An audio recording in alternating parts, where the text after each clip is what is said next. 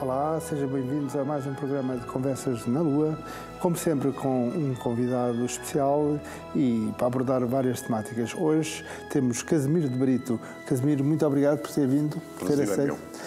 Casimiro de Brito é um poeta consagrado, muito reconhecido e publicado no estrangeiro, mas comecemos já por o livro mais recente, A Apoteose das Pequenas Coisas. Exato.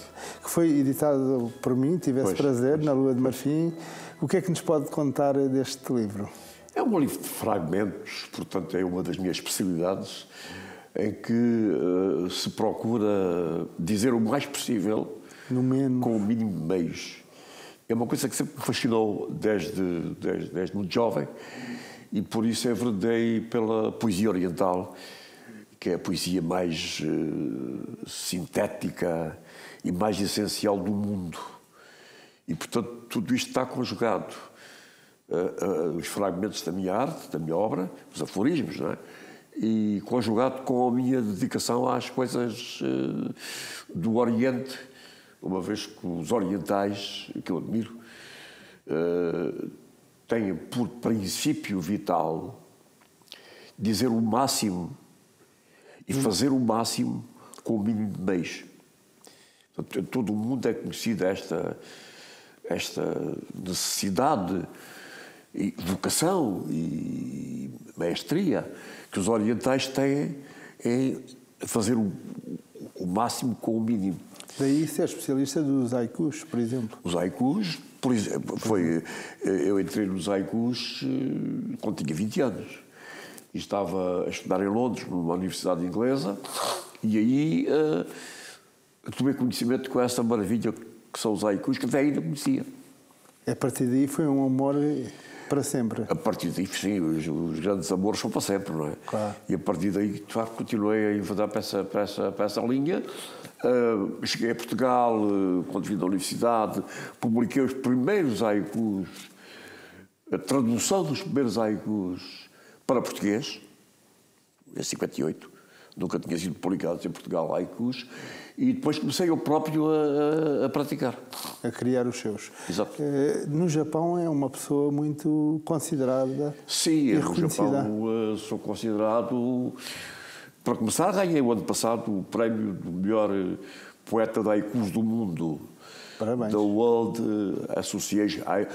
Haiku Association de Tóquio. E, portanto, este prémio foi otorgado em Itália, porque eles fazem um festival mundial em cada país, e desta vez foi em Itália, em Parma, que eu recebi esse prémio. Por outro lado, fui premiado também lá no Japão e curiosamente, esse prémio no Japão deu lugar a que eu tivesse sido recebido pela Imperatriz do Japão. E fui o único autor europeu, o único poeta europeu que foi recebido por ela. Mas não foi só ser recebido ao menos, porque o convite era para ir ao Japão e visitar o Japão tudo aquilo que eu quisesse. Aproveitou bem, espero. Foram 3 semanas. 3 semanas. 3 semanas acompanhado por um poeta, que é um poeta meu amigo, o Bania, com um chofer, com uma limusine, e que eu é que escolhi o itinerário. Espetáculo. Claro que eu antes tinha investigado o que é que me interessava ver, e que era fundamentalmente os templos, os vários templos, e o Monte Fuji, e todas aquelas referências fantásticas do mundo japonês, e de facto foi esplêndido. Conseguiu ver tudo o que queria. E nunca se consegue ver tudo. Claro. Na vida nunca se... ninguém vê tudo na vida. A vida é feita por novas visões do passado. Mas correu muito bem, certo? Sim, ótimo, maravilha. Uma experiência inesquecível. Ser tratado dessa forma, que calculo que em Portugal é impossível. Em Portugal não é... Portugal é Portugal. Portugal é um país diferente e, portanto, nós devemos ter honra no nosso país por ter outras coisas, não é? E, portanto, nós o que podemos estabelecer comparações de semelhança é com os países parecidos. Agora, quando nós pensamos num país, tendencialmente temos o desejo ou a necessidade de comparar coisas diferentes. Não vamos comparar Portugal com Espanha, não faz sentido. Claro. Não vamos comparar Portugal com, enfim, com outro país qualquer.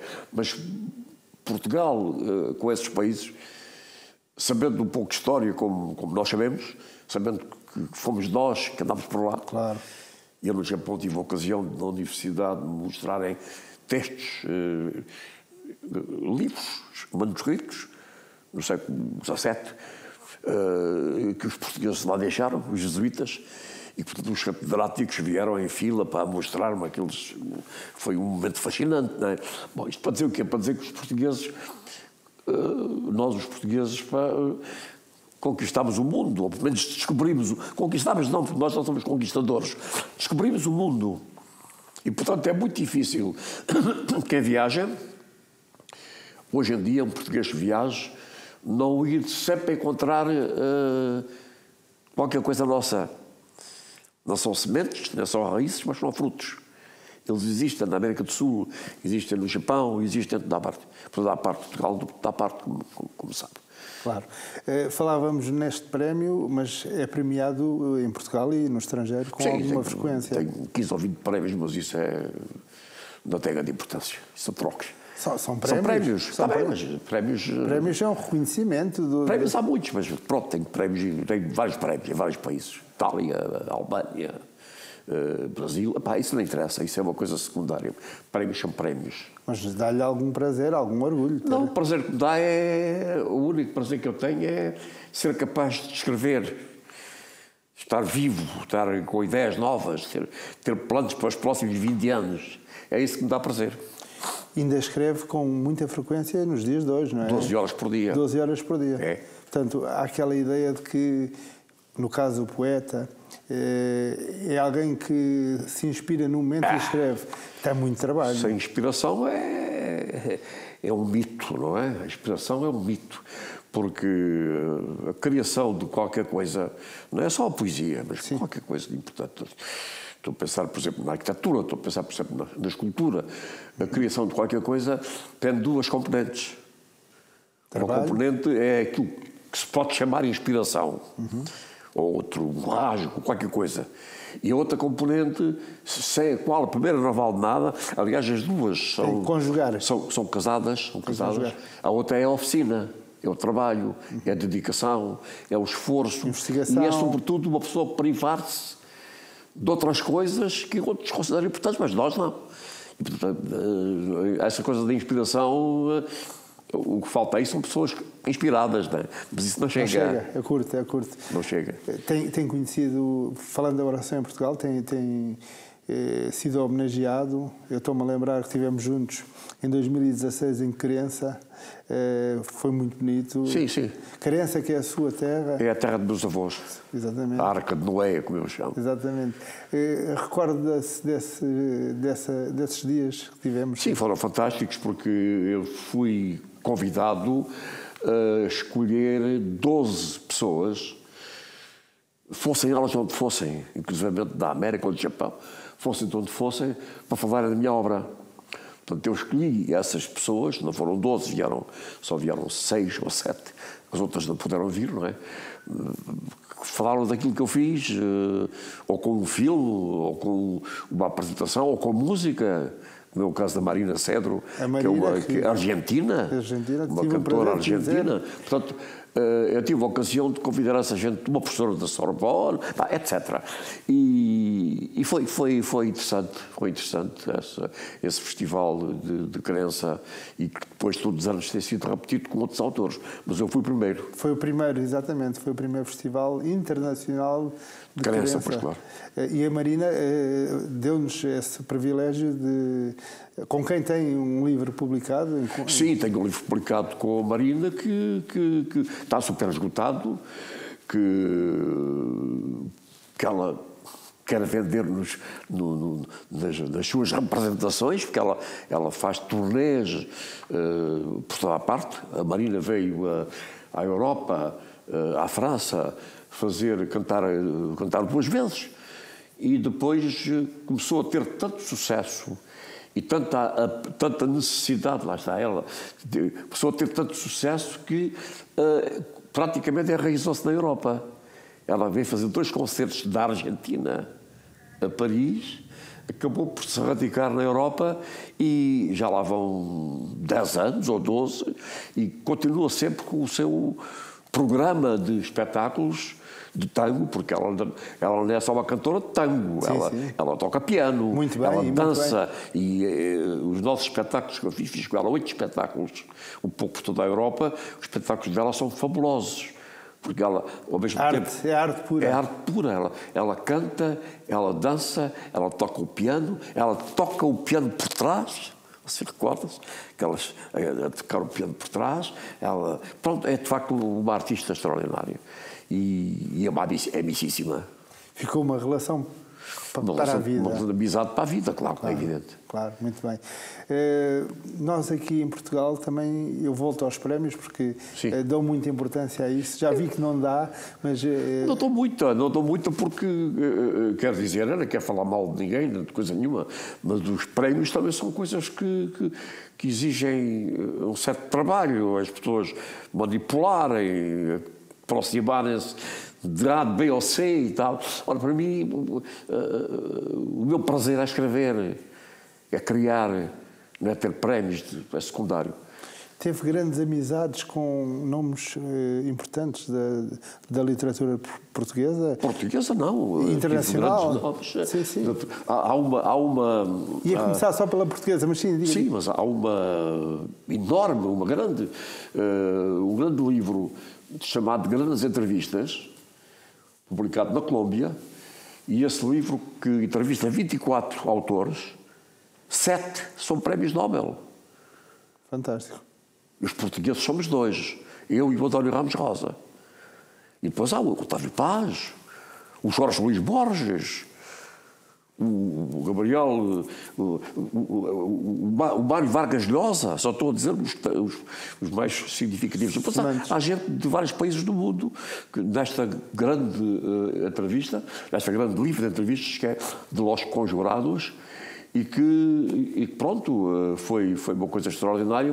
Em relação a mim, foi tão extraordinário que depois me convidaram para ir ao festival, ao maior festival do mundo. Eu estou a dizer maior, não estou a dizer melhor. O maior. Isso dos melhores é discutível. Há 3 festivais no mundo, conheço-os todos, que são muito bons. Mas aquele é um festival de Medellín, onde se reúnem 7.000 pessoas. Fantástico. Ouvir poesia. Aquilo que é considerado o melhor da Europa e que é de facto extraordinário, que é o Festival de Sète, no sul da França, e que sou eu quem indico os poetas que lá vão, e que já lá fui N vezes, o que é fantástico. Claro. Reúne 1.000 pessoas, 1.200 pessoas. O de Medellín reúne 7.000. É qualquer coisa. É brutal. E eu estive nesse festival e, de facto, foi interessante, gostei muito. E não voltei porque, de facto, eu não gosto de repetir coisas. Falou no António Ramos Rosa. Eu tive o prazer, como sabe, de publicar o seu último livro em vida. Sim. Tive esse prazer de ser o editor dele. Sim. Houve sempre uma cumplicidade entre os dois? Houve sempre aí... Sim, houve uma cumplicidade. Escreveram um livro em conjunto, inclusive? Sim, primeiro juntos. Mas eu quando conheci o António Ramos Rosa, ele tinha ido para Faro, perseguido politicamente, para a casa da mãe. Teve aqui problemas em Lisboa e foi para a casa da mãe. E depois, quando ele lá chegou, começou a viver de explicações. E eu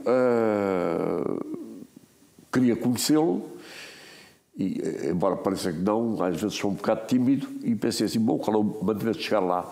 Fui para explicando dele francês, sabia francês suficiente, mas pronto, queria privar com ele. Claro que logo no primeiro dia deixou de ser o explicador e explicando, e sempre os dois amigos, e que deixou uma amizade profunda e que durou até o dia da morte dele, em que, inclusivamente, teve 2 oradores nas cerimónias fúnebres dele. Um deles foi o Eduardo Lourenço e o outro fui eu. E, portanto, digamos, uma amizade que se manteve ao longo da vida e de que resultou uma coisa única, que foi um livro escrito pelos dois, que se chama Duas Águas, um Rio. E esse livro é o primeiro livro de poesia feito por 2 poetas, publicado em Portugal. Eu tenho esse livro. Nunca houve ninguém que publicasse um livro semelhante. Houve, sim, um livro importantíssimo, que toda a gente conhece, em prosa, sim, que é O Mistério da Estrada de Sintra, do Ramalho Ortigão e de Bessa de Queiroz.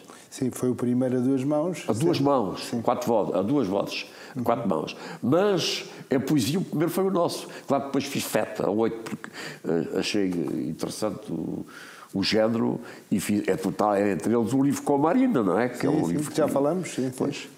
Sim, senhor. E António Ramos Rosa acabou por também estar consigo noutras lutas, até políticas, pressuponho. Sim, ele teve. Eram outros tempos. Teve problemas políticos, também tive, não é? E foram graves, não é? Mas apreensões pela PIDE, interrogatórios, coisas dessas, e ele também teve. E depois ele, como era um homem muito, muito frágil, não é?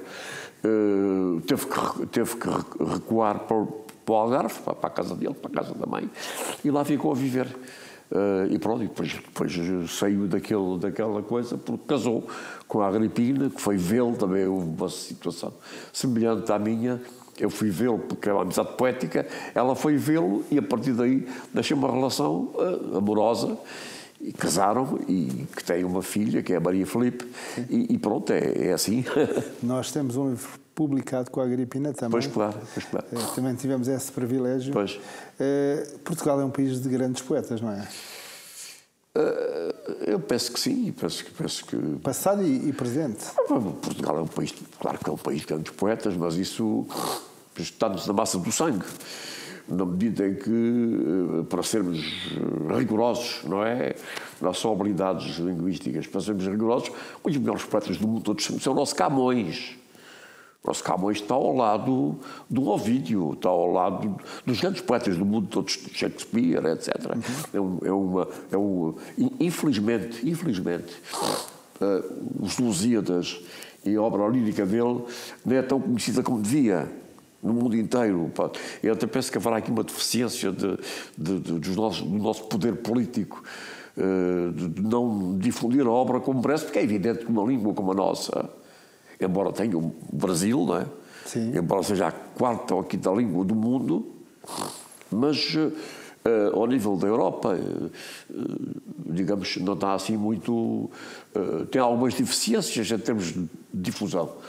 Mas o Camões está ao lado do Bachot, está ao lado do Lausé, está ao lado do Shakespeare, está ao lado do Ovídio, dos grandes poetas de todos os tempos. É muito difícil uma pessoa que conheça verdadeiramente poesia, se tiver que escolher 7 poetas, não escolha o Camões. Não escolho o Camões. Não pode dizer que é o melhor e que é o pior, porque cada um dos...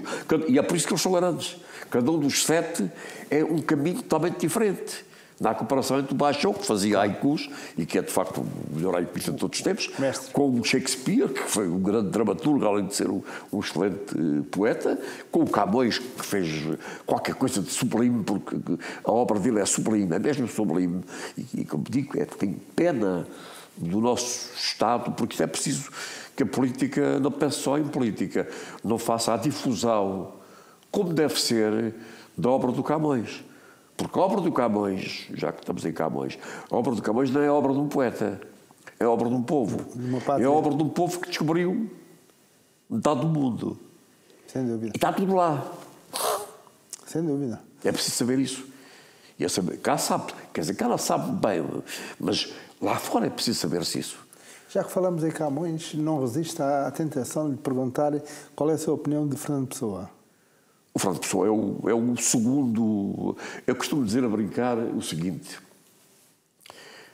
que em Portugal há 3 poetas, 3 grandes poetas. É o Camões, que é um poeta, não precisa de mais coisa.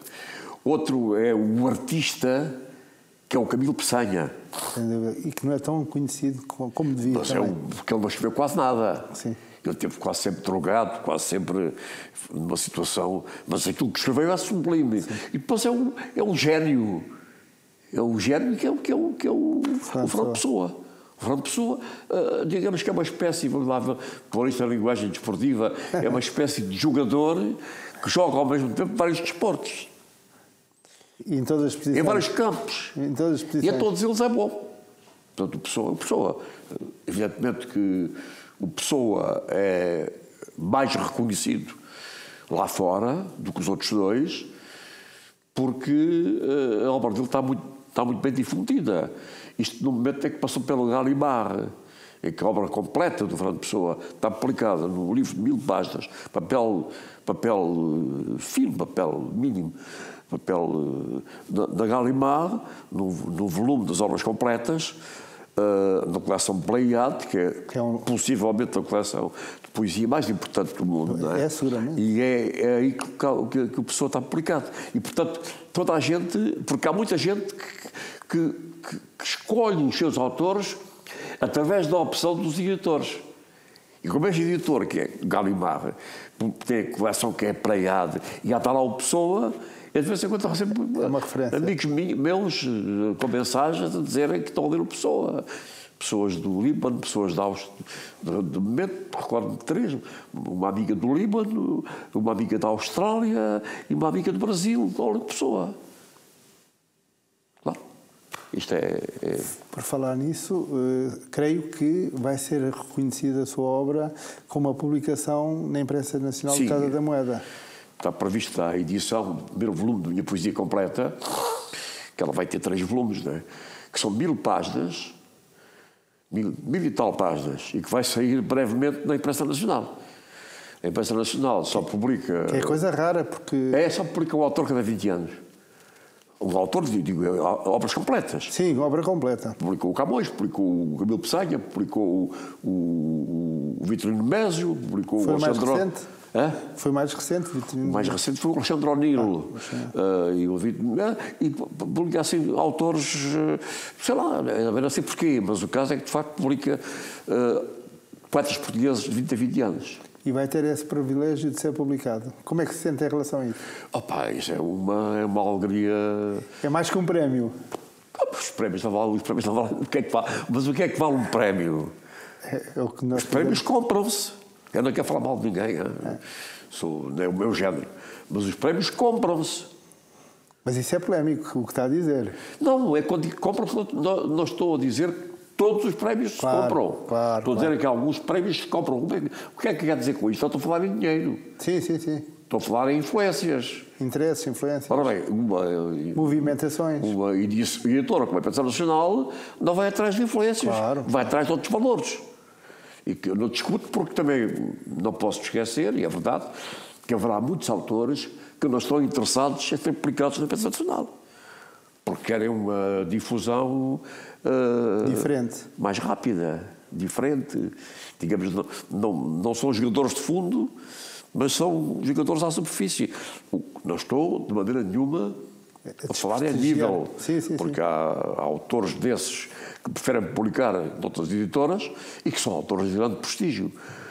Mas pronto, não é isso que está em causa. Está em causa que a filosofia da Imprensa Nacional não é essa. E, portanto, teremos que ir para isso, foi bom. Eu agora tenho que aqui fazer uma revelação. Nós conhecemos há alguns anos, temos conversado algumas vezes sobre poesia, literatura, mas há uma pergunta que eu nunca lhe fiz e vou-lhe fazer hoje.